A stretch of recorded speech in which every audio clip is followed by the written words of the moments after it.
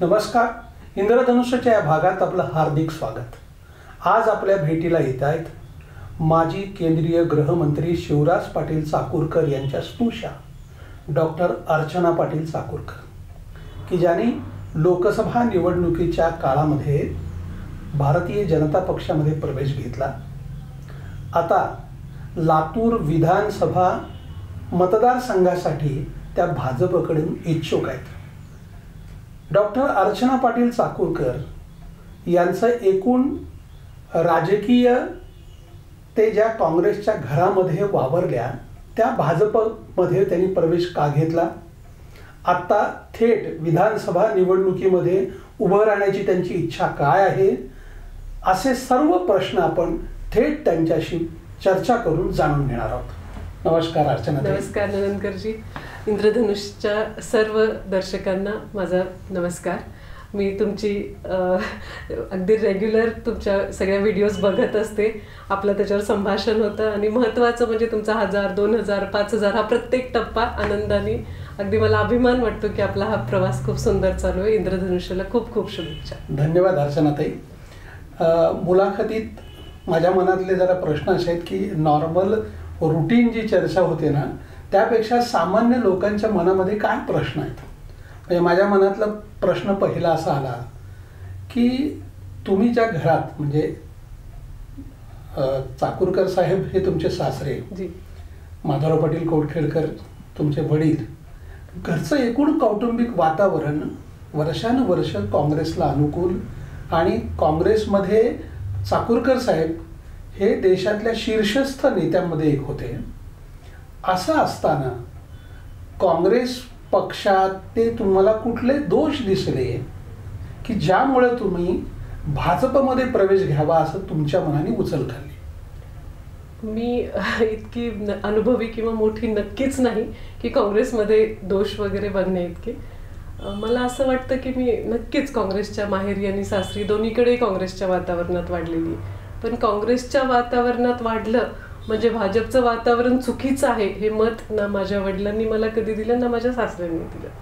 दुसरी गोष्ट, आदरणीय चाकूरकर साहेबांना नेहमीच आपण सर्व पत्रकारांना माहिती की हे भाजप आणि राष्ट्रीय स्वयंसेवक संघाचे धार्जिणे आहेत असा काँग्रेसमध्ये आरोप होत होता.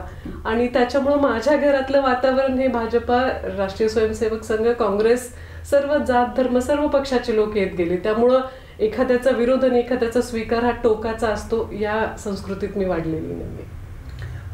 पण प्रश्नाचं उत्तर एका अर्थाने अर्धवट राहिलं. भाजपमध्ये कुठल्या गोष्टी तुम्हाला पटल्या की ज्याच्यामुळे तुम्हाला भाजपमध्ये प्रवेश घ्यावा वाटला? मला भाजपमध्ये प्रवेश घेत असताना ही चर्चा अनेक दिवसांपासून चालू होतीच. आणि मला असं वाटतं की माझं वय, आता मी 52 वर्षाची आहे, तर जेव्हा आपल्याला एखादा नवीन प्रवास सुरू करायचा असतो तर आपण एक कॅल्क्युलेटेड रिस्क घेतो. तरुण वयात माणूस रिस्क घेतो, थोडासा वयानुसार आपण कॅल्क्युलेटेड रिस्क घेतो.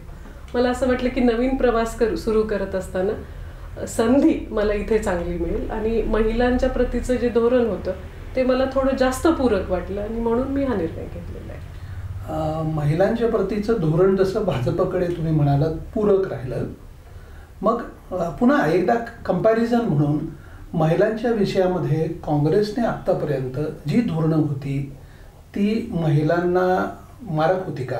त्यात काही अडचणी होत्या का? नाही, एक आहे म्हणजे दुसरं नाही असा अर्थ कधीच होत नाही. काँग्रेसने तर देशाला पहिली महिला राष्ट्रपती दिलेल्या आहेत, पंतप्रधान दिलेले आहेत. मी परत एकदा नम्रपणे सांगते की मी फार छोटी आहे. मी स्वतः पुरता विचार करून माझ्या जर्नीमध्ये मला माझ्या प्रवासात जे पूरक आहे मी ते करण्याचा प्रयत्न केला. अच्छा. नाही, माझ्या मनातला जो पण प्रश्न आहे ना, लोकांच्या मनात असा विषय आहे की 2009 साली विलासराव देशमुखांनी स्वतः ऑफर दिली होती की चाकूरकर साहेब तुमच्या घरातला मुलगा किंवा सुनबाई यांना तुम्ही उभं करा, बाकी सगळं मी व्यवस्था करेन. मतदारसंघ तुम्ही सांगा, लातूर शहर किंवा लातूर ग्रामीण, तेव्हा 2 मतदारसंघ झाले होते, बरोबर. त्यावेळेला तुमच्या कौटुंबिक अडचणीमुळे तुम्ही उभे राहिला नाहीत, मुली लहान आहेत वगैरे. पण त्याच्यानंतर प्रायोरिटी ही काँग्रेस का राहिली नाही? म्हणजे समजा तुम्हाला उभं राहायचं आहे, राजकारणात यायचं आहे, तेव्हा काँग्रेसचा विचार का केला गेला नाही? आपण आदरणीय विलासराव देशमुख साहेबांनी जो येऊन ऑफर दिली होती त्याच्याबद्दल उल्लेख केलाय, पण राजकीय जीवनात काही गोष्टी चार बंदिस्त भिंतीमध्ये घडलेल्या असतात, त्याचा जाहीर उल्लेख करायचा नसतो. त्यामुळं ही जी बाहेर स्टोरी माहिती ती अर्धी माहिती, त्याचा उरलेला अर्धा भाग पब्लिकली मी बोलू इच्छित नाही. त्यामुळं मी त्या गोष्टीला पूर्णविराम देऊ इच्छिते. 2009ला ज्या काही गोष्टी पडद्यामागे घडल्या त्यामध्ये काही गोष्टी घडल्या असतील की जेणेकरून ते मला शक्य झालं नाही. तदनंतर राहिली गोष्ट आत्ताची 2024ची, जे तुम्हाला वाटत असेल की 15 वर्षानंतर त्यांनी असं का केलं, किंवा सर्वांनाच असं वाटत असेल, पण 2014 आणि 19 दोन्ही वेळी माझ्या उमेदवारीबद्दल चर्चा झाली होती. 19ला तर आपल्याला माहिती आहे की अगदी शेवटपर्यंत भाजपाकडून माझं नाव अपेक्षित होतं सर्वांनाच, पण त्याही वेळी माझी व्यक्तिगत अडचण होती, त्यामुळं मी त्याही वेळी तो निर्णय घेतला नाही. पण यावेळी 2024ला आपले लातूर शहर आणि ग्रामीण दोन्ही मतदारसंघात काँग्रेसचे आपले आमदार आहेत आणि त्यांना काढून मला द्या हे म्हणणं मला संयुक्तिक वाटलं नाही. आणि ती पण झाले तर काय, सगळे आम्ही काँग्रेस परिवारातलेच होतो.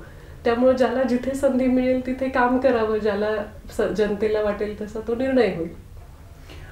लोकसभा निवडणुकीच्या वेळेला तुमचा प्रवेश झाला आणि तेव्हा देशभर वातावरण एक वेगळ्या पद्धतीचं वातावरण होतं, पण खास करून उत्तर प्रदेश आणि महाराष्ट्र यात अगदी वेगळे निकाल लागले.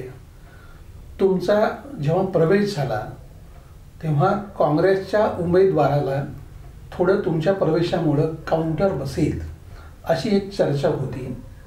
काय नेमकं झालं की मतदारांमध्ये तुम्ही फिरलात भरपूर, लोकसभा निवडणुकीमध्ये लोकांच्या मनातल्या भावना काय होत्या आणि की ज्याच्यामुळं लातूर लोकसभा मतदारसंघामध्ये भाजपच्या उमेदवाराला, जे सलग 2 वेळा इथला उमेदवार निवडून आलेला होता आणि त्याला पराभव पत्करावा लागला, थोडक्यात तुम्ही या विषयामध्ये तुम्हाला काय वाटलं, कारण तुमचा अनुभव या विषयातला कमी जरी असला तरी.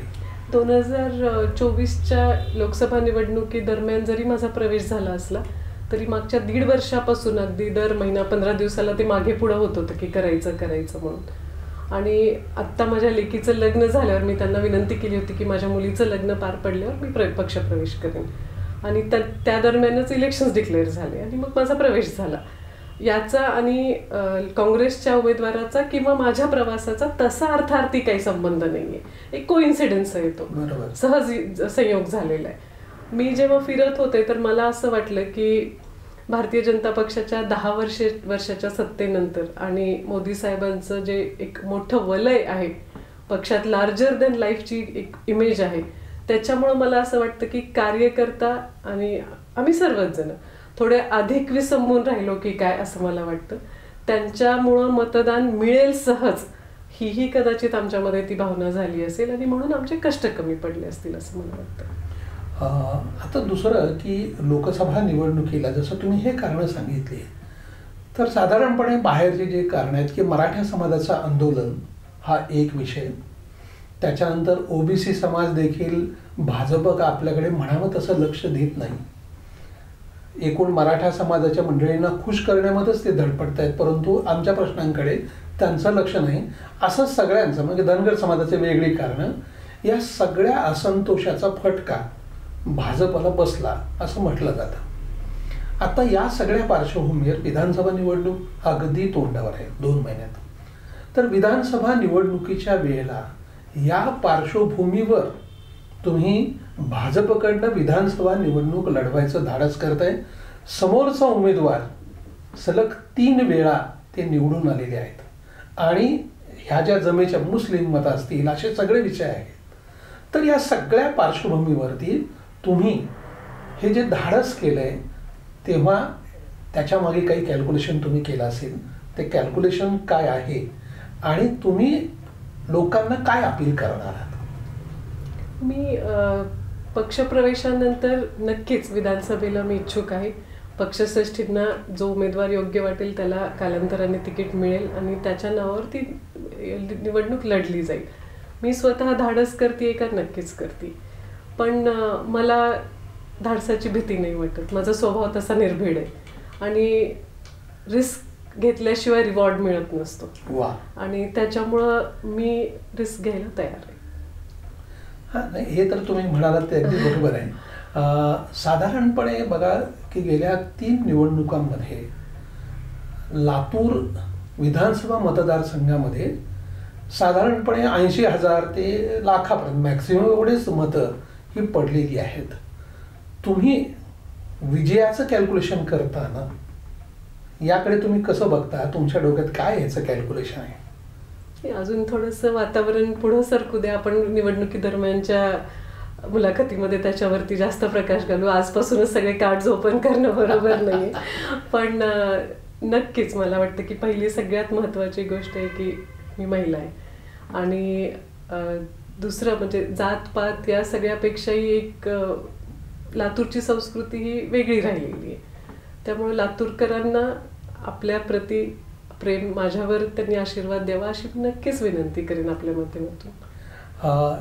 या सगळ्या पार्श्वभूमी जसं म्हणालो, लोकसभा निवडणुकीच्या वेळेला जे वातावरण एकूण महाराष्ट्रामध्ये होतं त्या वातावरणामधलं भल्या भल्या लोकांना धडकी भरावी की अरे बापरे, हे राजकारण हे असं साधं राहिलेलं नाही. अशा वातावरणात तुम्ही विधानसभा निवडणूक लढवण्याचा मनामध्ये निश्चय केलाय. तुम्ही म्हटल्याप्रमाणे पक्ष ज्याला देईल ते देईल. पण या तुमच्या निश्चयाला आमच्या मनापासून शुभेच्छा. खूप खूप आभार. धन्यवाद, आपण वेळ दिलात. आपल्याला एकच गोष्ट करेक्ट करू इच्छिते की वातावरण जरी बिघडलेलं असेल आणि लोकांना राजकारण असं असतं वाटत असेल तरी राजकारण नेहमीच असं राहिलेलं आहे. मला असं वाटतं की लोकसभेमध्ये नेगेटिव्ह नरेशनवर खूप जोर दिला गेला. एक मोठी PR मशिनरी जी काम करते, जगभरती काम करते आणि त्याचा पॅटर्न सारखा आहे. मी चांगला आहे म्हणण्यापेक्षा समोरचा किती वाईट आहे हे दाखवलं जातं आणि त्याच्यावर मताचा सगळं एक प्रवाह बनवला जातो. अश्वत्थामा न रोवा कुंज रोवा महाभारतातही घडलं आणि लोकसभेतही घडलं. म्हणून मतदारांनी जास्त सजग राहायला पाहिजे.